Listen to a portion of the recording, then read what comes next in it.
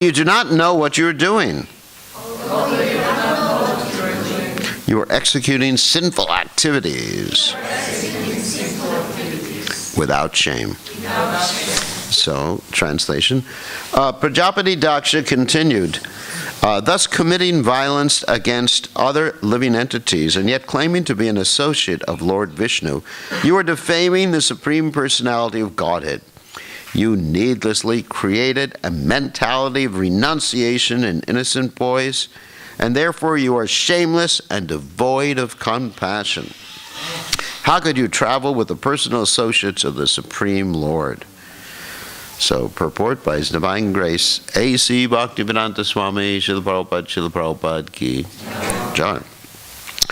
This mentality of Prajapati Daksha still continues even today. When young boys join the Krishna consciousness movement, their fathers and so-called guardians are very angry at the propounder of the Krishna consciousness movement because they think that their sons have been unnecessarily induced to deprive themselves of the material enjoyments of eating, drinking, and merrymaking. It's an interesting word.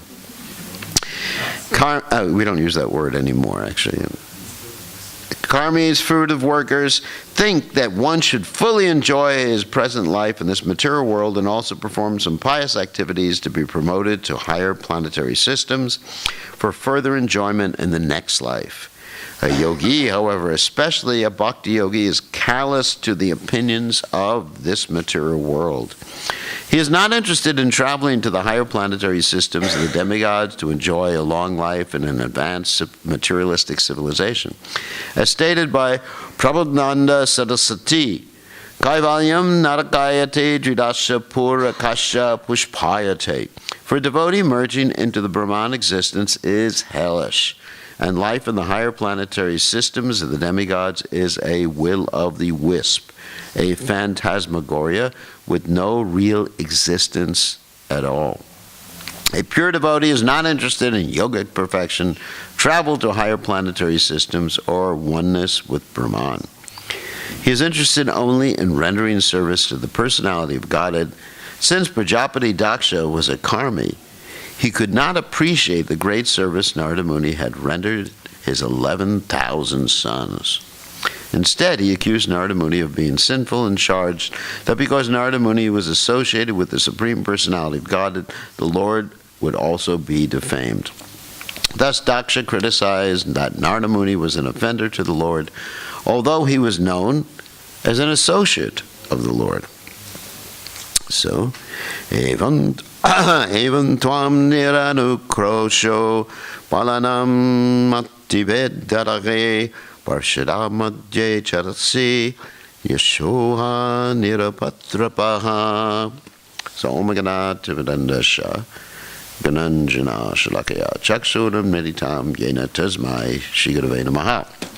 So, Prabhupada's comments in the purport are very topical, or were topical at that particular time. Topical means it was dealing with a topic that was very much prominent in the Krishna conscious movement when Prabhupada wrote the purport. And that topic that was very much prominent in the Krishna conscious movement began with something called deprogramming. Deprogramming was a process by which devotees were kidnapped legally. So usually kidnapping is not legal. Which devotees were kidnapped legally, taken and locked up somewhere, and there was an attempt, sometimes by psychologists, trained psychologists, to convince the devotees that they were missing out on the real value of human life, which is merrymaking, as Prabhupada says here. And I remember several of these different deprogramming activities. Once upon a time, I was temple president in Miami, and one of the young girls was kidnapped, and she was initiated, actually kidnapped from the temple and taken to her home. And we found out, I mean, I thought I would counteract it. You know, I thought I was a big detective or something. Anyway, so I thought I would counteract it by tracing out where she was, and if we found out where she was, and so myself and the other devotees, we camped out in a van parked across the street from her house. And we just hid below the windows, just like, so no one would discover we were there. And we were thinking that as soon as she stepped out of the house or whatever, we would just like grab her and put her in the van and bring her back to the temple. Of course, it wasn't successful. But there were many instances like that. In fact, even in my own experiences with my parents, because these kidnappings were done in cooperation with parents. The parents would declare that their child had been either taken against their will, or their child was not of sound mind, and they got something called a conservatorship. Conservatorship means that if you declare, let's say if I declare one of my disciples to be completely incompetent, I can run their lives for them, and that would be nice. So anyways, and they would listen to me for the first time in their lives. But anyway, so that's what they did. They went to the government, lawyers and everything like that, and they declared that your son, or the son, he really is not competent to take care of himself. Therefore, you have a conservatorship, and you're hiring some lawyers. And the way they would kidnap people was really terrible. Sometimes the devotee would be on Sankirtan, and they'd pull up in a van, 3 or 4 thugs would just like push the poor girl or boy into the van. Hare Krishna, Hare Krishna. And then they put a gag on the mouth. Don't chant Hare Krishna, Hare Krishna. And then they take you to a hotel or somewhere where the person couldn't be found, locked you in a room, and basically didn't let you sleep for several days. And you can really influence someone's mind if you don't let them sleep. They just become a little crazy. And then they would offer them meat, and if it was a boy, they bring a really pretty girl in front of them. To the brahmacharis. Hi. And they were tempted in different ways, and really kept the person locked up. It was really horrendous. In most cases, the persons did escape.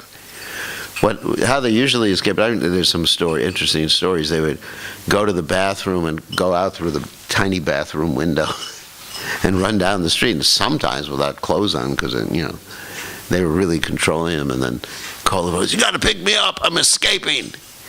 And then sometimes the devotees would just send them to India to get away from their parents and things like that. So even of course, I wasn't actually brainwashed. Unfortunately, my brain is still dirty. It needs to be washed. But anyway, so what happened, one time I went home to visit my father, and my father said to me, I want to introduce you to one of my friends. He's a nice psychiatrist. And so I was sitting down, in the living room, talking to the psychiatrist. My father said, I got to go away now. I'll be back in a few days. And I'll be back in a few hours. So he goes away and leaves me alone with the psychiatrist, and the psychiatrist is asking me questions, normal questions like, why did you join the Krishna conscious movement? And, I wasn't speaking fanatically. I just said, well, I realized that I want to have a spiritual goal of life and realize God and serve God. He said, all right. He said, another question, are you happy? And I said, are you happy? And by the time we were finished, the psychiatrist didn't know whether he was crazy or I was crazy. So I didn't get deprogrammed. So Prabhupada himself was a little, I don't want to use the word fearful, but had some trepidation. That means some anxiety that if he came to America, he'd be kidnapped. Of course, that wasn't going to happen, but still, because Prabhupada's parents weren't around to kidnap him and to try to deprogram. And Prabhupada's parents were devotees anyway. So Prabhupada was thinking that they'll want to kidnap me if I come to the United States. I mean, things were getting so heavy. And then there was a declaration that Krishna consciousness is just like a modern cult. Actually, the word cult is interesting because it's not necessarily, if you look it up in the dictionary, it's not necessarily pejorative or a negative word. It can indicate any group of people. You know, like you could... Culture. Yeah, well, not necessarily a culture. It indicates a group of people, a small group of people, which, you know, you could say the Mormons are a cult. And they probably are. Anyway, and so, and then, but it's used mostly in a negative sense. You know, it's a cult. It's a cult.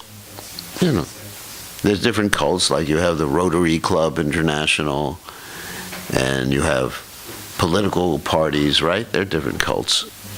So, but anyway, so then Krishna consciousness there was a whole legal fight because they hired even some academicians, that means people in the academy, you know, university professors, to declare this is just something that A.C. Bhaktivedanta Swami made up to just steal the youth.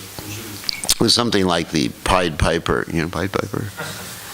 He played a flute and anyway, took all the kids away. It was good because they didn't pay their debt to him. There's a whole story. Maybe I shouldn't tell the story of the Pied Piper, but anyway, some of you may remember.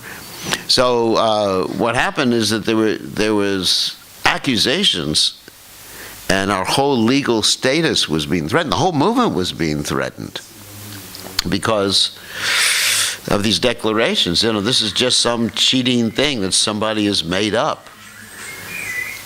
And so there was a big court case in New York. Big court case in New York, and there was one devotee, Adi Keshava, who was a sannyasi at that time, and he was the one who was actually the main focus of that court case, you know, because they declared in New York that he was just like taking people away from the parents and everything. And so the Prabhupada gave him the strategy. He said, the strategy to defend yourself in court is really easy. He says, before the court case begins, you take every single one of my books, Prabhupada's books, bring them to the judge and say, you have to read all of them. You have to read all the books, all the pages, you know, so the poor judge, not poor judge, you know, the fortunate judge. Talk about book distribution. And so the judge, poor judge, had to sit and read every page of the books that were published at that particular time. You know, Bhagavad Gita, Srimad Bhagavatam, part of the Chaitanya Charitamrita was published. So he basically pretty much knew our philosophy by the time the court. So he started the court case. It lasted a few seconds. And he said, I declare this movement is bona fide. And then Prabhupada, when he read, there was a newspaper article about this, and when Prabhupada read this, he said, now my mission is successful, because I've been accepted as a bona fide spiritual process, path, religion in America, legally. And this was really important, this court battle. And devotees were real ecstatic when Prabhupada won it, or the movement won this court battle. So this is pretty similar to what was happening during the Daksha times. And so this story sort of repeats in many different ways. And one example of that is the story of Raghunath Das Goswami.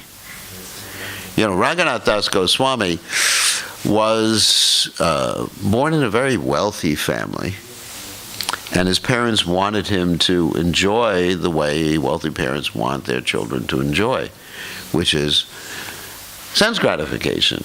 You know, opulent life, sense gratification. And they even thought, you know, we'll keep him happy at home by giving him a nice wife, wealth, whatever he wants. And he was also very educated and quite proficient in politics, proficient in money dealing and everything like that. So he even was able to arrange that his father and uncle didn't go to jail when there was some accusation, because his father and uncle were keeping too much. They were tax collectors, and they were keeping too much of the taxes. In those days, actually, the tax collectors actually kept a proportion of the taxes when they were collecting it. I don't think that happens now, does it? They just work for the government and they get a salary. So it's actually a good idea to give them a portion of the taxes, because that way they'll be more enthusiastic to get more taxes for the government, right? That's called incentive, right? If someone, like a salesman, he gets a certain percentage of whatever he sells.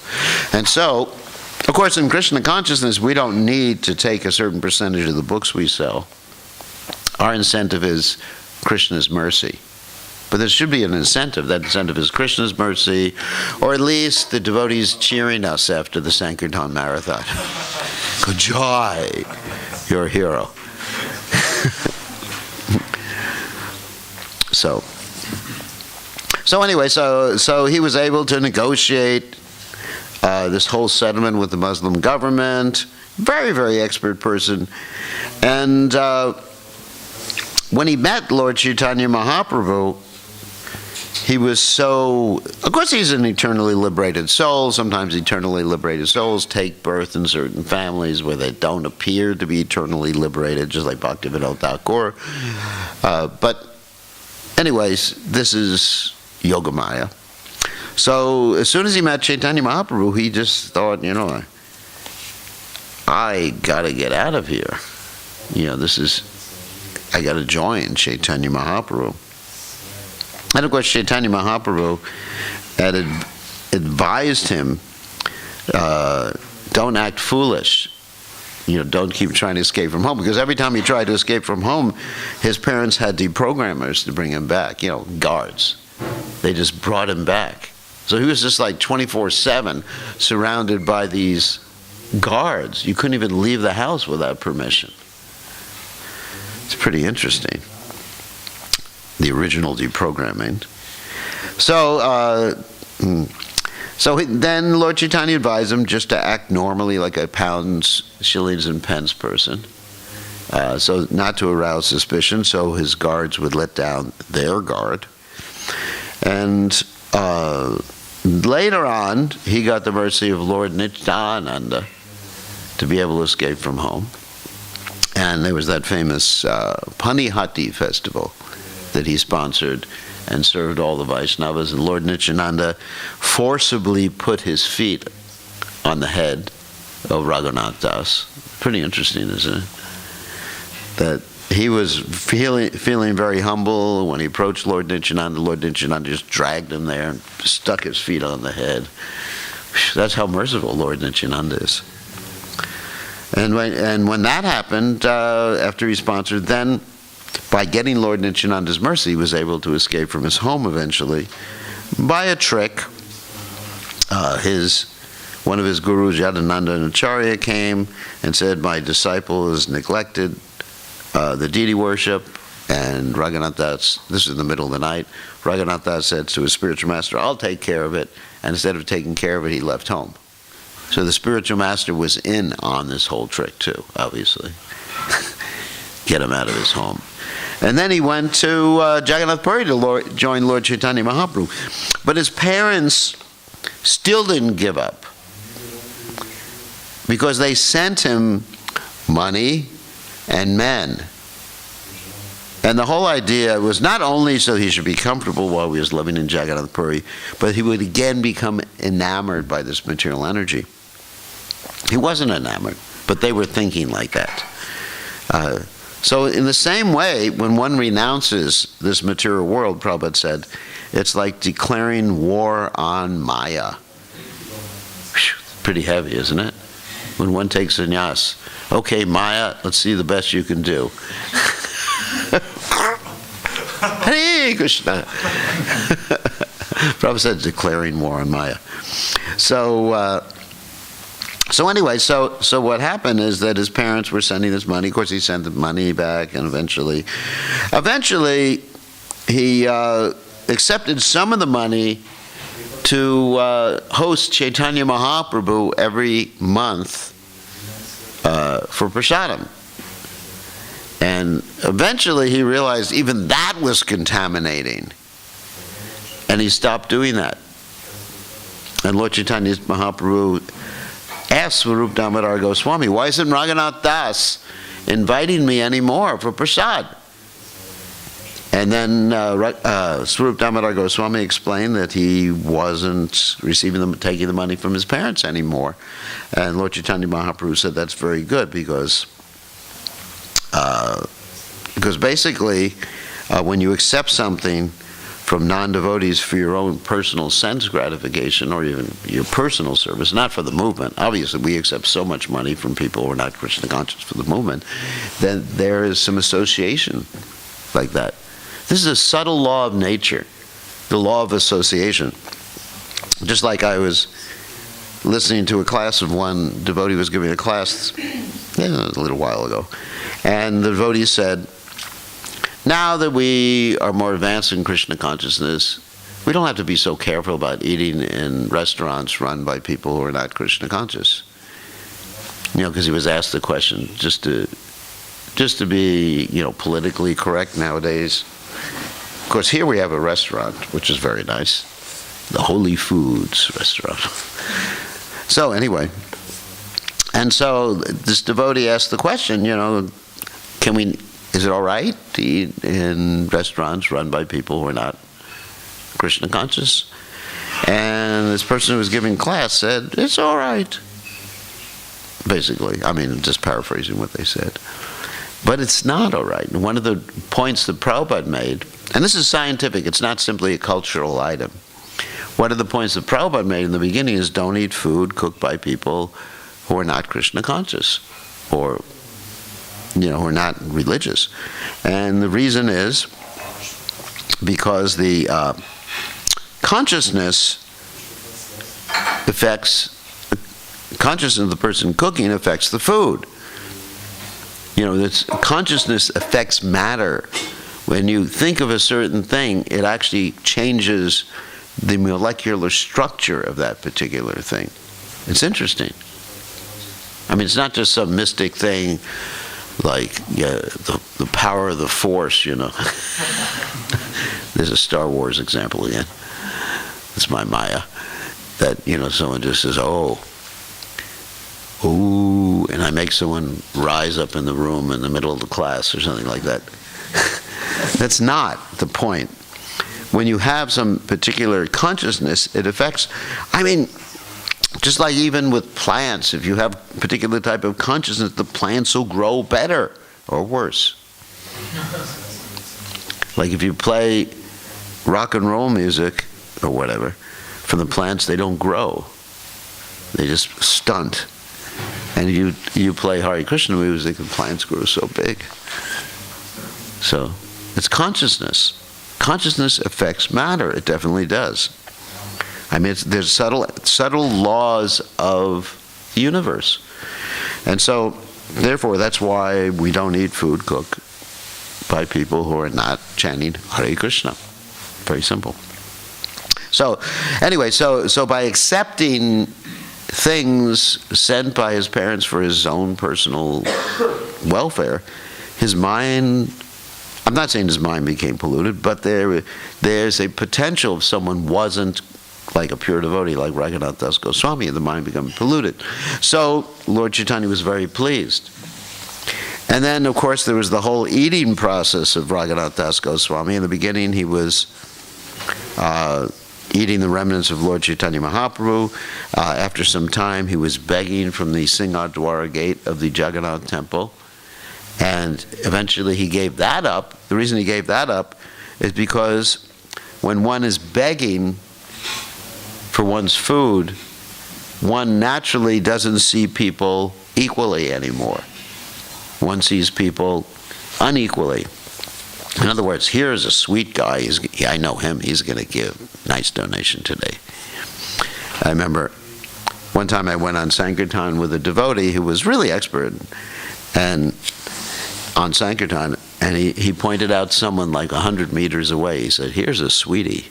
Not a lady, but here's someone who's going to give me money. Here's a sweet person. And I was thinking, of course, in Sankirtan it may be useful to understand who's going to give you a donation. But at the same time, yastu sarvani bhutani atmana eva anupashyati. We have to see people equally, So it's very dangerous when you're taking money or taking anything for your own self that you see people differently. You understand? You want to go over, like a sannyasi, you want to go over people's houses or give bigger donations. Well, I should go over that person's house because he gives a lot. In that person's house? Nah, not today. So, anyway, so it disturbs the equanimity of the mind when one is, about the money situation. Also, that's why traditionally one should not get money for giving spiritual instruction, because it really, you can't give unbiased spiritual instruction if you're getting a salary for it. You understand? Because then you're thinking, well, if I tell this person the truth, they may not give me something. Subtly that may be going on in the mind. So it's very important, like Prabhupada talks about the people who make a living teaching Bhagavad Saptaha, the 7-day Bhagavatam thing. And they particularly dwell on the topics that are very sensual, like the Rasa Leela and other topics like that.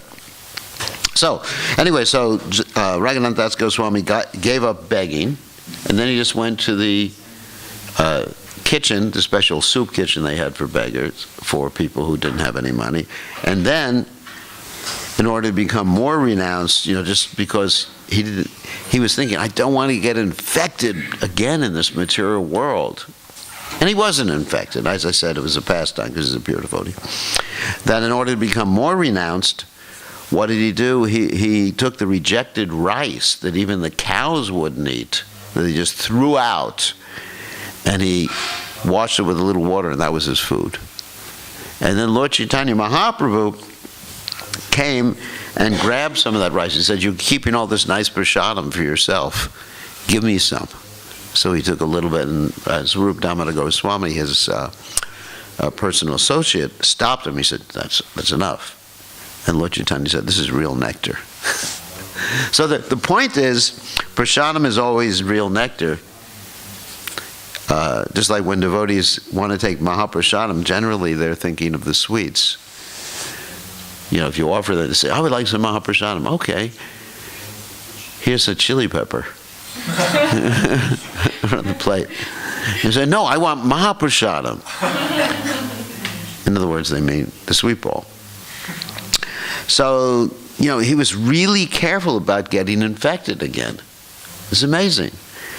And even later on, when he went to reside in Radhakund, and he was arranging for all the different, let's say, kunds to be excavated, and all the different procedures, he didn't want to take anything in his own name.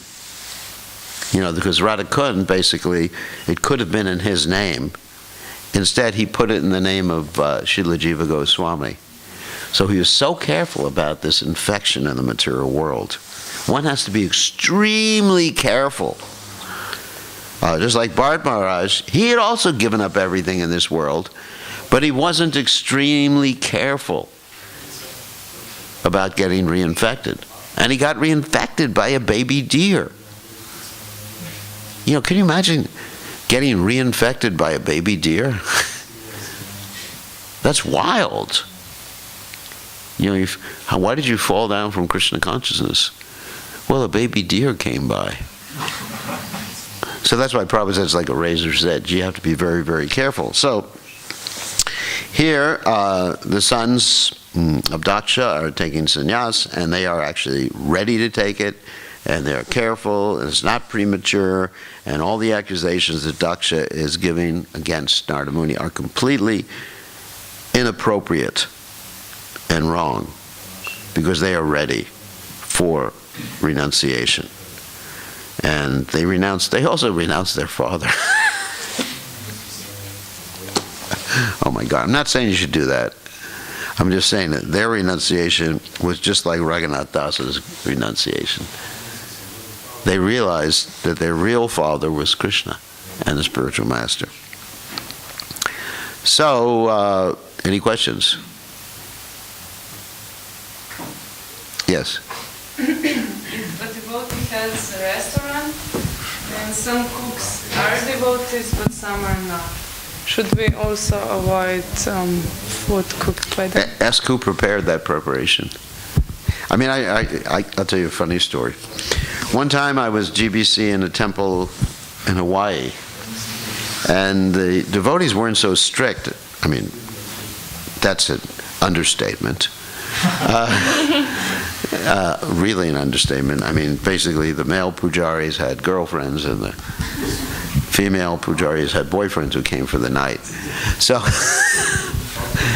I actually went to the, they have a restaurant there that's also cooked, and then I would ask. Basically, I just ate the raw stuff.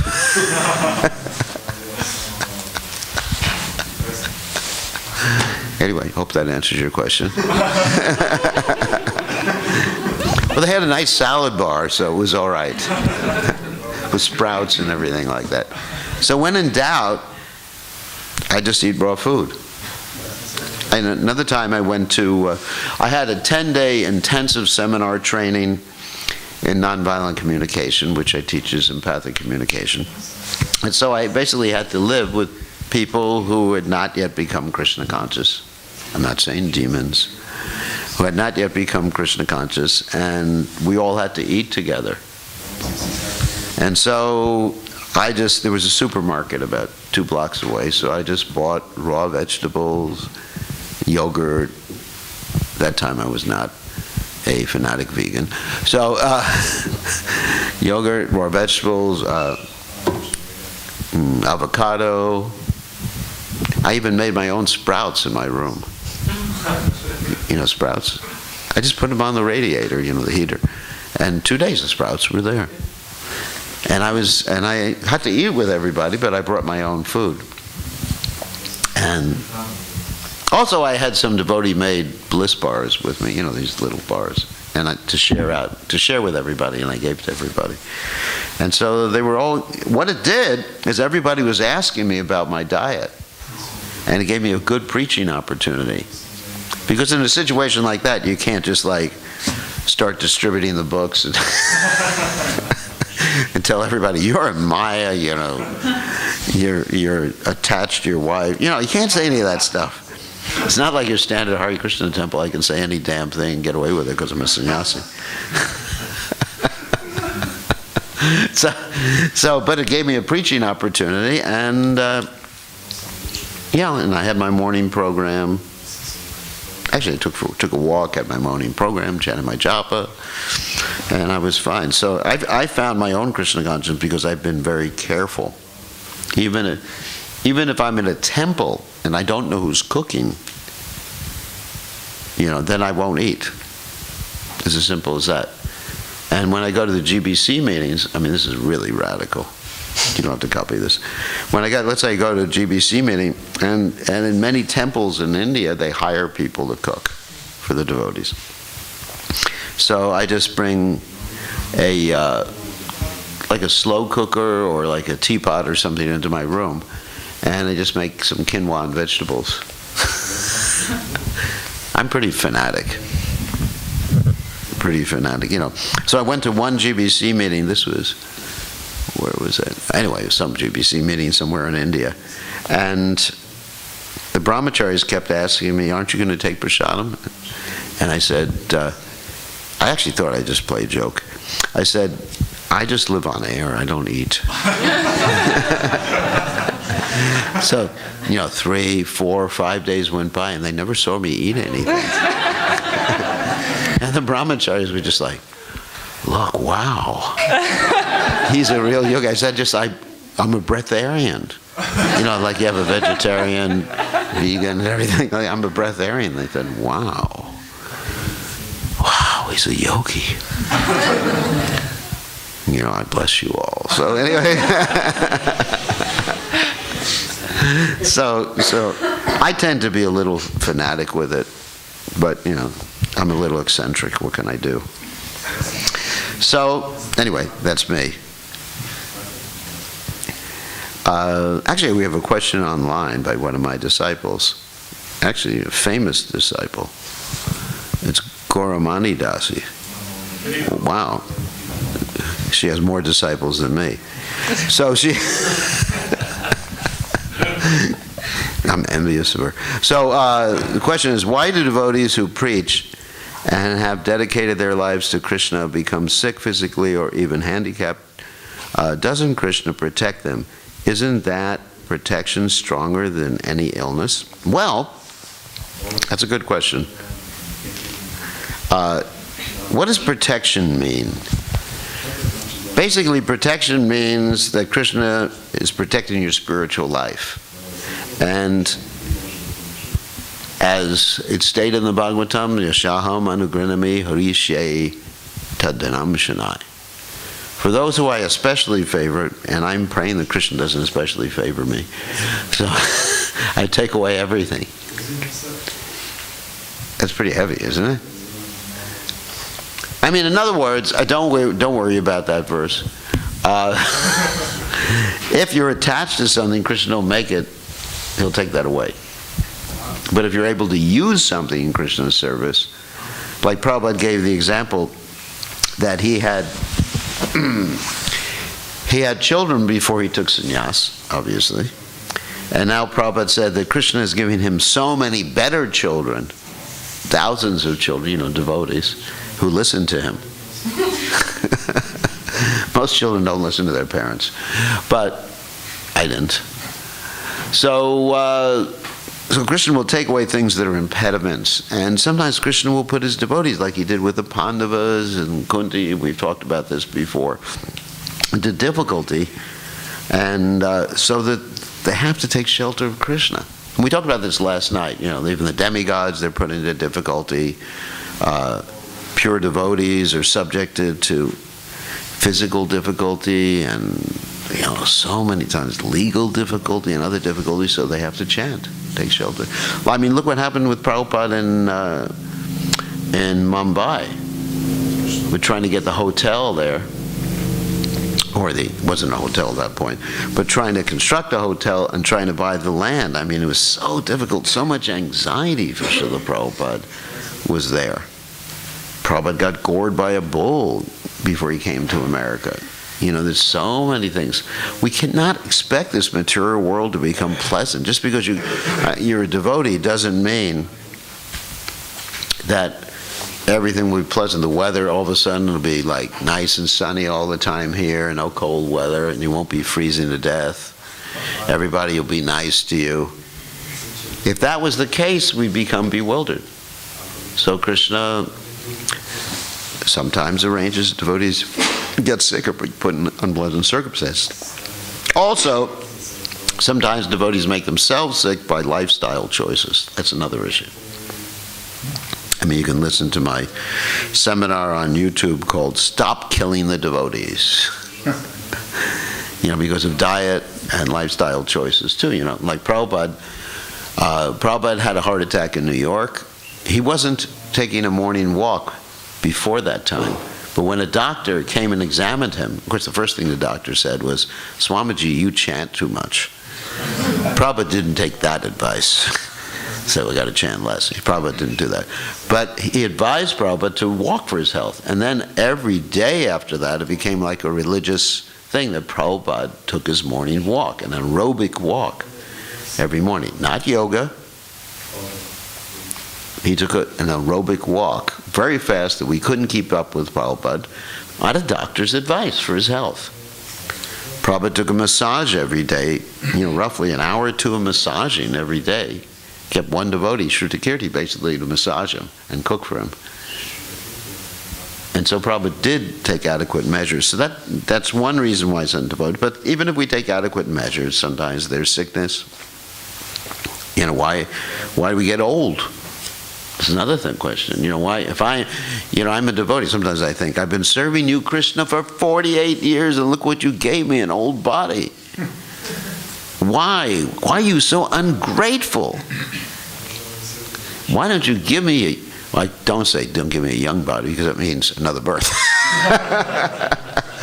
I have to be very careful what you ask Krishna for. I say, Krishna, make this body young again. But I don't want to even ask that, because that means desires come. So you got to be careful. Like you have, it's very interesting, you had Draupadi in her previous life asking Lord Shiva the wrong, inadvertently, accidentally, she was asking him for 5 husbands. Because Lord Shiva asked Draupadi in her previous life, what do you want? She said, I want a husband, I want a husband, I want a husband, I want a husband, I want a husband. So you girls have got to be careful about that.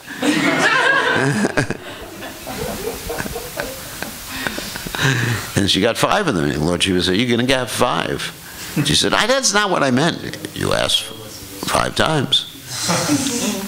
It's an interesting story. There was one of my disciples from Slovenia. She wanted a husband, so she did this Katyayani Vrat. And she got a husband right afterwards.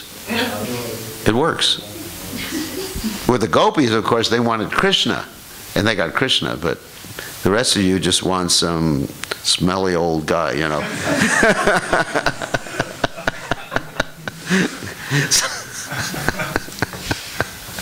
With a material body, oh my God.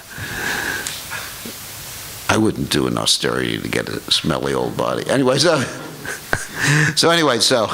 apart from that sannyas comment.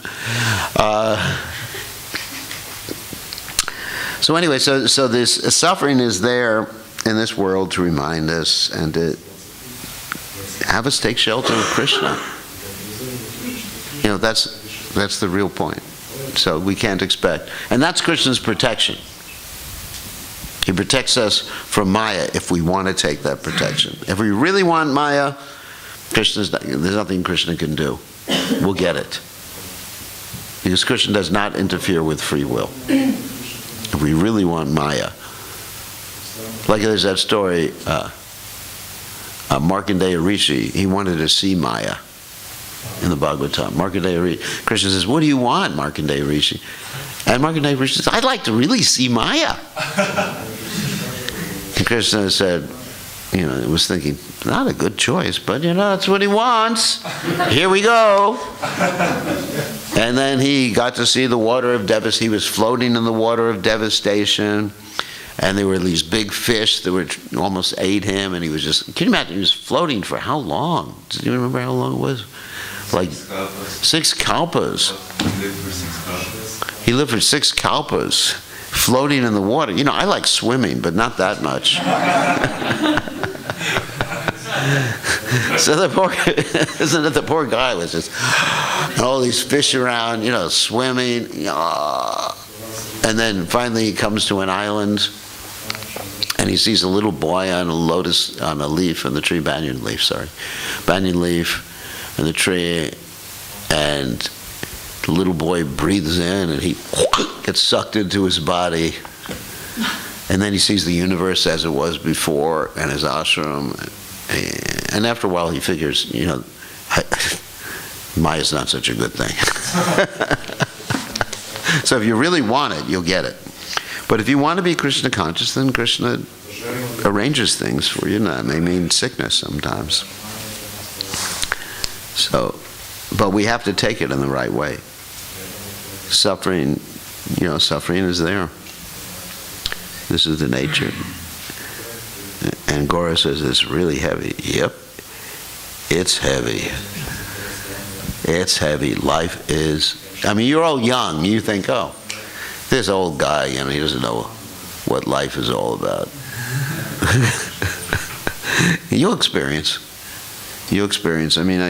Every day I get letters from disciples whose father had died, mother had died, they're sick. And after this I'm going to Germany. I got several devotees to visit in the hospitals. There's one lady who has cancer. There's another man I have to visit who has cancer in the hospital. Seems like I spent a lot of time, either writing to people about people who have died or visiting people in the hospital. This is life. When you get older, you'll see that. This is life. Now you're thinking you got the whole life ahead of you, enjoyment. Isn't it? Harinam. I got everything. I got Harinam, a wife, prasadam. What else? A new car. What else? Vacation. A vacation, Croatia. Trip to India. The Holy Dham, Jai, Gauranga. So, you know, you got the whole, you know, you got the world in the palm of your hands when you're young. It's just go here, there, there.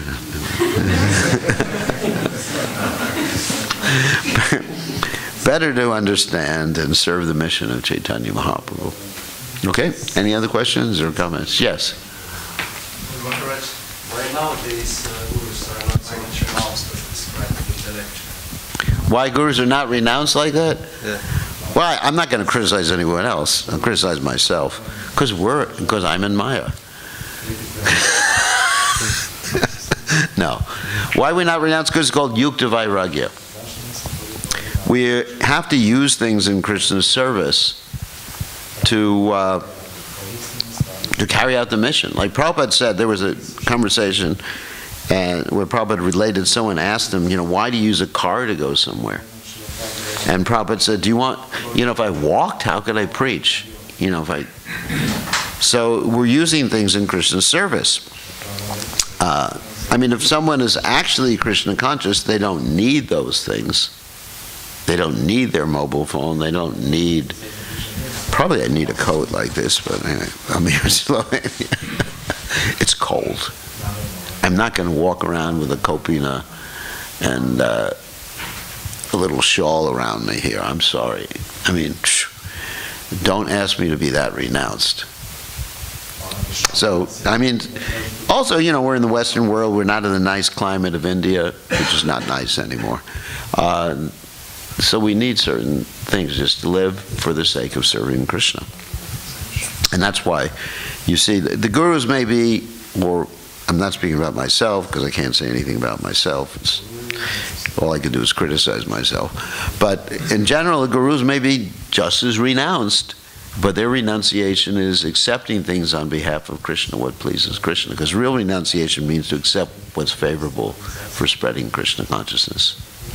Now there's two types of renunciates. One is called the Bhajananandi and the other one's called the Ghoshtananandi. A Bhajananandi is someone who just sits and chants for his own benefit. So he can be externally appearing very renounced, whereas a Ghoshtananandi has to preach, so he has to accept things like Prabhupada did. I mean, Prabhupada sometimes had a Rolex watch. I don't. I just have a cheap electronic watch. But Prabhupada had a Rolex watch and sometimes rings on his fingers. And devotees gave it to him. It's not that Prabhupada went to the jewelers and purchased jewelry for himself, but people gave him gifts. And, you know, what can I do? You know, I have to use glasses to read. I'm talking to people all over the world who are watching me at this point. Famous devotees like Gauramani. Oh my God, it just gives me chills to realize that Gauramani is watching me. You know, it's like having a famous personality. Like, who would be a famous personality? Like some rock and roll star, or like having George Harrison watch you or something like that. So, I'm just joking. So any other questions or comments? Yes.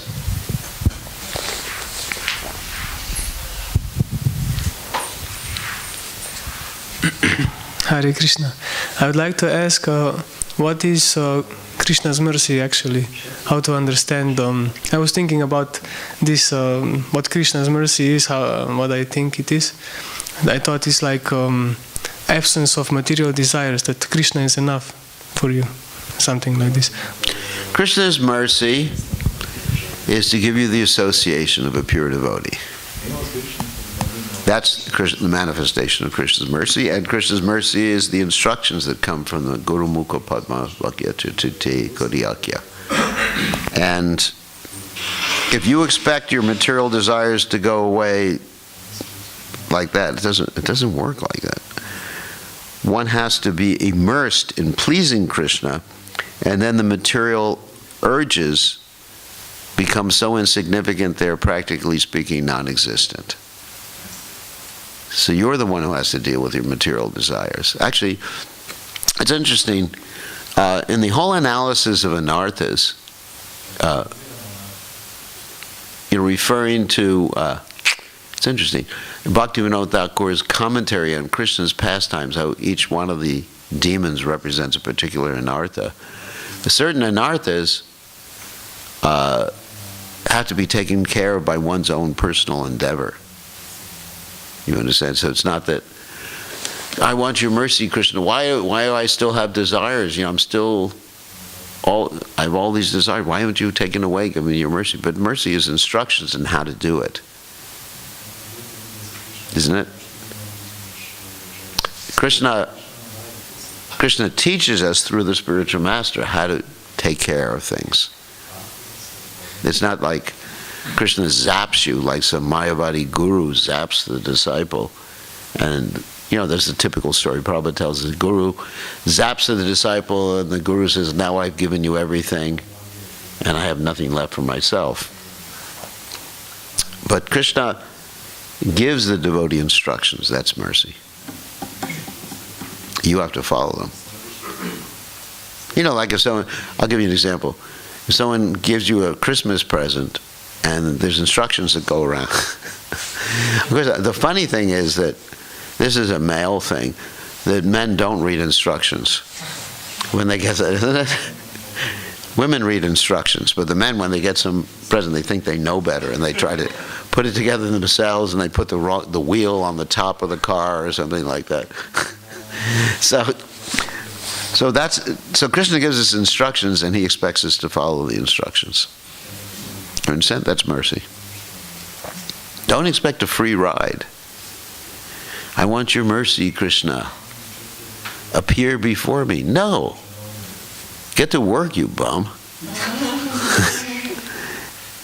And, you know, like Prabhupada said, deserve, then desire. Not that, you know, Krishna, I want to see you under every bush like the 6 Goswamis of Vrindavan. Okay, I think it's time for prasadam, right? Oh, it's late. Okay, thank everybody online for watching us. And thank you all not online. Here. Here's a viewpoint of everybody here. This is the youth temple. All young people, with a few exceptions.